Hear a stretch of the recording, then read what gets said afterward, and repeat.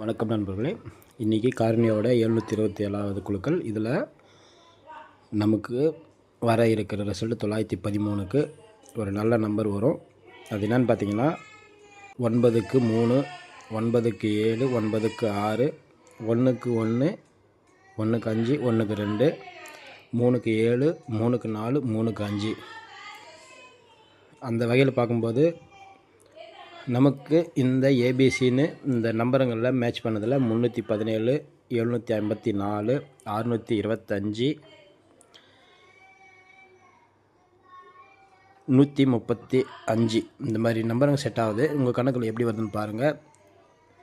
இங்கே பார்த்தீங்கன்னாலும் A board 3, B board 1, C board 4, all போர்டில் பார்த்தீங்கன்னா 31, 56, 17, 57, 84, 46.